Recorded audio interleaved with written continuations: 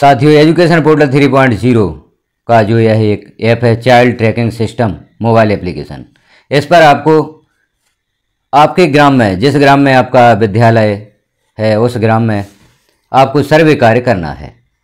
यह सर्वे कार्य आप किस प्रकार से करेंगे, कौन सी सावधानी आप रखेंगे सर्वे कार्य करने में, तो सर्वप्रथम तो आपको यह ऐप डाउनलोड कर लेना होगा।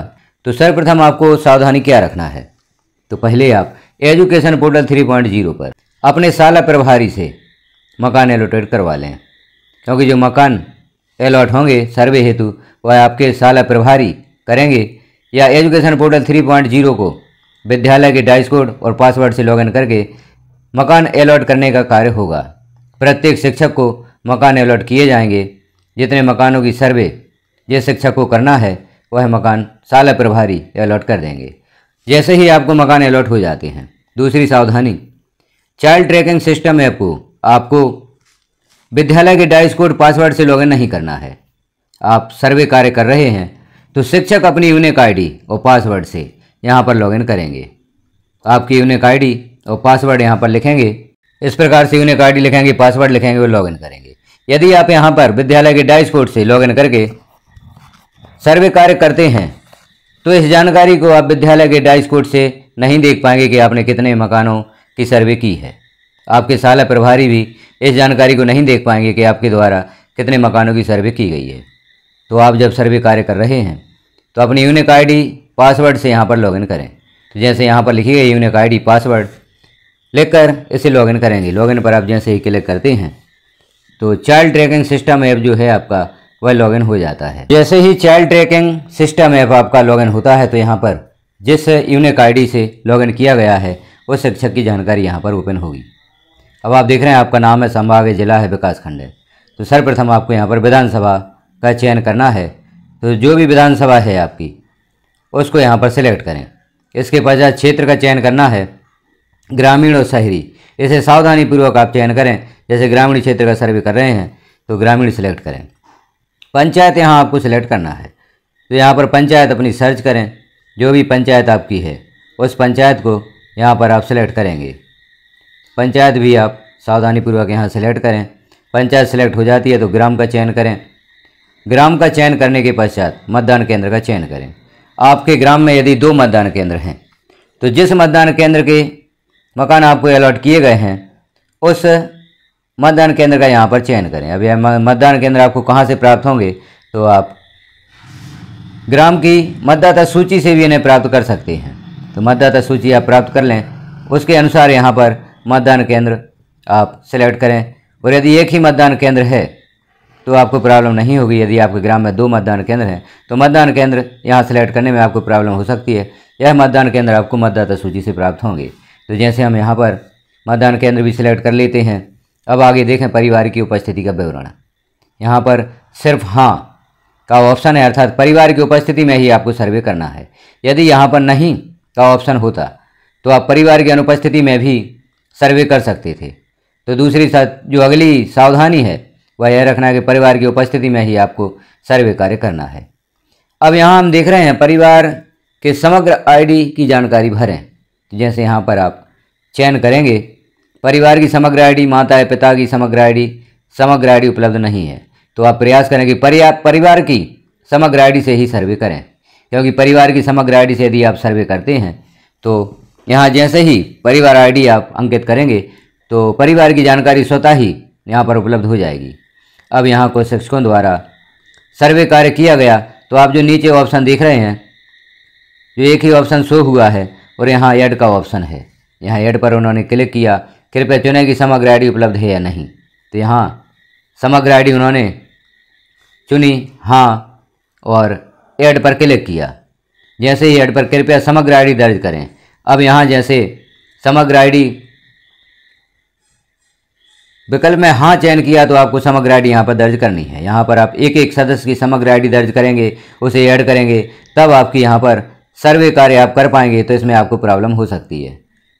तो हम परिवार के समग्र आईडी, परिवार आईडी जो होती है उसके द्वारा ही यहाँ पर सर्वे करें।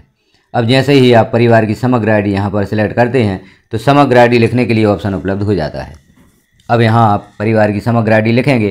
फिर हम देखते हैं किस प्रकार से जानकारी ओपन होती है, किस प्रकार से आप सभी सदस्यों की जानकारी यहाँ प्राप्त कर पाते हैं। अब आप यहाँ पर जैसे ही परिवार की समग्र आईडी लिखते हैं या परिवार आईडी लिखते हैं तो आप देख रहे हैं अभी यहाँ पर जानकारी नीचे ओपन नहीं हुई है। आप कहीं पर भी क्लिक करेंगे, जैसे हमने यहाँ पर क्लिक किया तो यहाँ नीचे जानकारी ओपन होगी परिवार की। अब आप नीचे नोट भी देख रहे हैं, बालक बालिका की उम्र 30/9/2025 अनुसार 6 वर्ष से कम एवं 18 वर्ष से अधिक दर्ज नहीं की जा सकती। तो 6 वर्ष से 18 वर्ष के बच्चों की ही यहाँ पर सर्वे आपको करना है।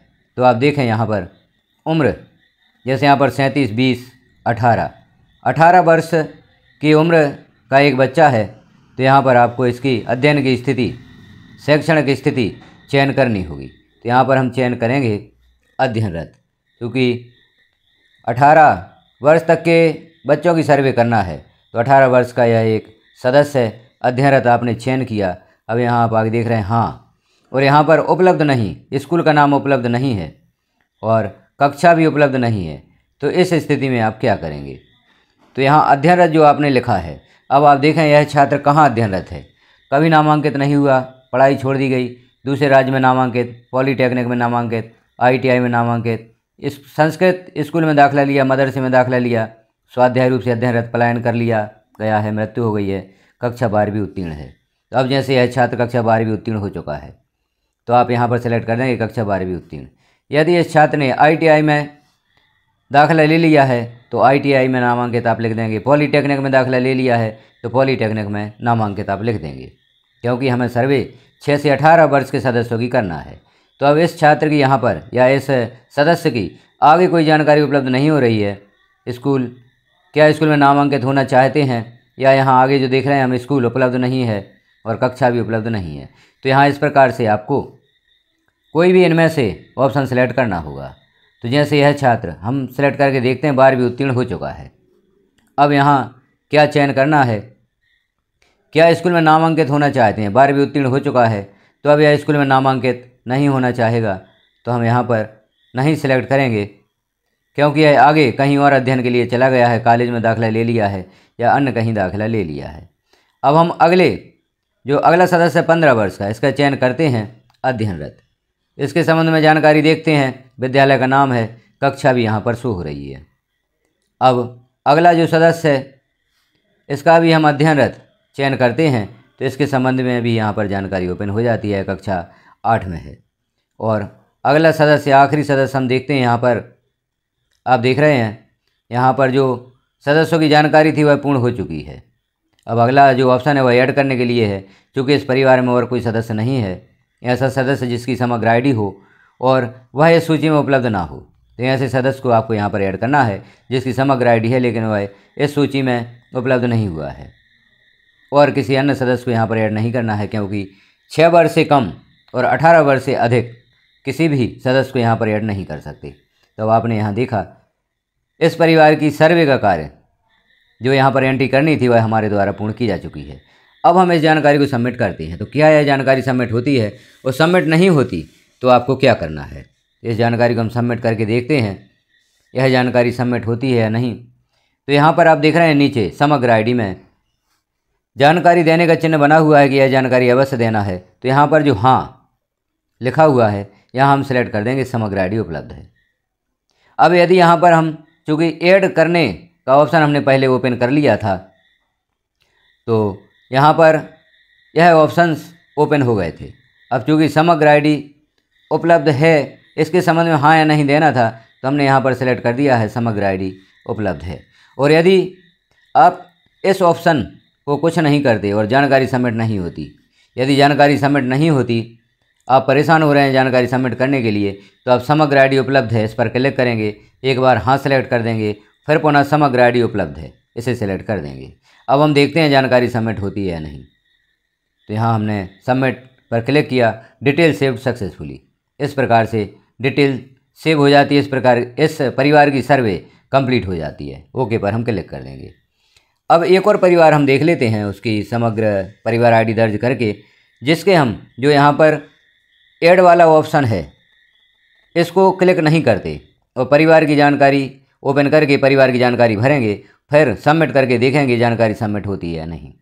अब हमने एक और परिवार के ऊपर की समझ जानकारियां भरते हुए, जैसे कि पूर्व में हमने जानकारियां भरी थी, परिवार की आईडी यहाँ पर हमने लिखी। अब जानकारी प्राप्त करने के लिए हमने जैसे पूर्व में कहीं भी क्लिक किया था, जैसे ही आप क्लिक करते हैं तो यहाँ पर उस परिवार की जानकारी ओपन होती है। अब हम देखते हैं जो सदस्य यहाँ पर उपलब्ध हुए हैं एज वाई, उम्र के हिसाब से 17, 19 और 10 और 20, 39 इस प्रकार से उम्र यहाँ पर ओपन हुई है। तो अब हमें यहाँ पर जो 17 वर्ष का सदस्य है इसकी जानकारी का चयन करना है। यहाँ जैसे आप देख रहे हैं नाम है, और एक 10 वर्ष का सदस्य है, इसकी जानकारी हमें यहाँ पर भरना है। तो हम 17 वर्ष का जो छात्र है इसका चयन करें पर क्लिक करते हैं, अध्ययनरत पर क्लिक कर देते हैं तो इसकी जानकारी यहाँ पर ओपन होगी। यह सदस्य किस कक्षा में किस विद्यालय में दर्ज है, आप देख रहे हैं विद्यालय का नाम दिया और कक्षा भी यहाँ पर दी गई है। अब जो 19 वर्ष का सदस्य है इसकी आवश्यक नहीं है, इसकी जानकारी हमें नहीं भरना है। जो 10 वर्ष का सदस्य है इसका भी हम अध्ययनरत चयन करते हैं तो यहाँ देखते हैं विद्यालय का नाम है, कक्षा दी गई है, और आगे हम देखते हैं इस प्रकार से जो यह सदस्य 19 वर्ष का, इसकी कोई जानकारी हमें नहीं भरना है। तो इस प्रकार से इस परिवार की सर्वे जो सदस्यों की जानकारी सबमिट करनी थी वह हमने कर दी। ऐड का ऑप्शन यहाँ पर क्लिक नहीं किया। अब हम देखते हैं यह जानकारी सबमिट होती है या नहीं, तो सबमिट पर हम क्लिक करते हैं। जैसे ही आप सबमिट पर क्लिक करते हैं तो यहाँ आप देख रहे हैं समग्र आईडी डेटा सेव्ड सक्सेसफुली, यहाँ पर डेटा सक्सेसफुली सेव्ड हो जाता है। तो आप यहाँ पर जो नीचे ऑप्शन है समग्र आईडी उपलब्ध है, या तो इसे क्लिक ही ना करें, और यदि आप क्लिक कर भी देते हैं जैसे इस प्रकार से क्लिक कर देते हैं, यदि आपने हाँ यहाँ सेलेक्ट कर दिया है तो आप पुनः यहाँ पर समग्र आईडी उपलब्ध है पर क्लिक कर दें और सबमिट करते हैं तो जानकारी सबमिट हो जाती है। तो इस प्रकार से आप किसी भी परिवार की सर्वे कार्य करेंगे, और यदि आपको सबमिट करने में कोई भी प्रॉब्लम हो रही है तो जो हमने यहाँ पर सावधानियाँ देखी उन सावधानियों का उपयोग करते हुए आप परिवार की सर्वे का कार्य पूर्ण कर सकते हैं।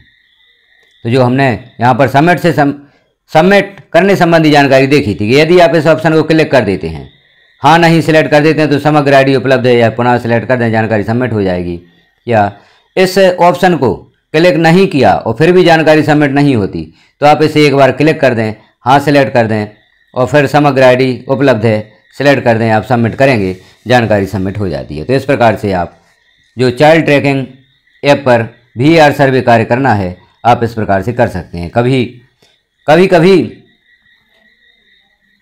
यहाँ जो प्रॉब्लम आती है वह पर्याप्त नेटवर्क न मिलने के कारण भी आती है।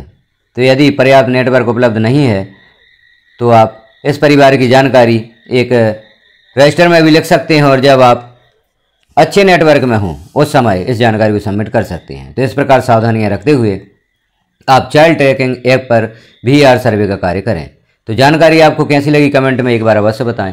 चैनल पर पहली बार हैं तो चैनल को सब्सक्राइब कर लें, बेल आइकन को क्लिक कर ऑल पर प्रेस कर दें।